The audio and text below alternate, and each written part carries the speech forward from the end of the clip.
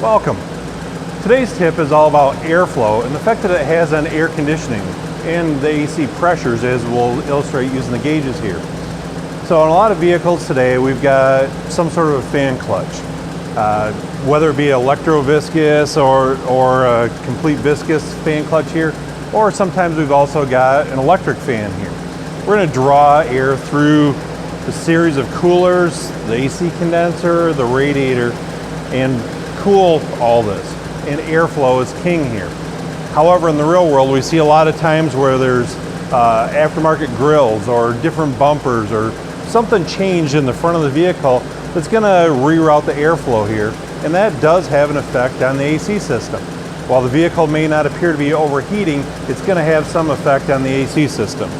So we look at our our F250 here today, and already, I mean, the plastic air dam that goes between the upper shroud here and the radiator has been ripped apart, and it's not in the best shape.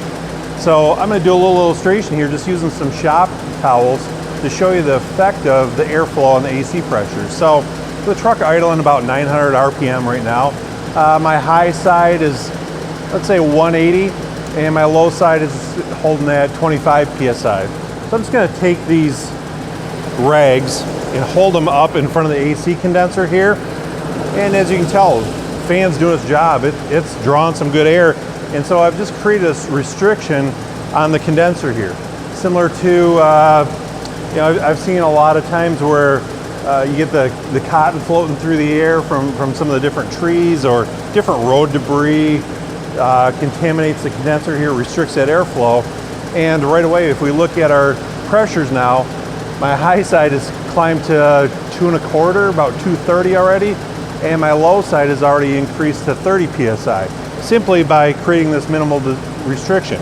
There's still other ways for it to get through here, but it's made a great impact on my pressures. So if I remove the rags here, allow some good airflow to get across this condenser again, my pressures are returning back to where they were previously. Now if I go one step further and kind of create some sort of an air dam along the side here, so air's not going to escape anywhere else, and it's going to be drawn specifically through here.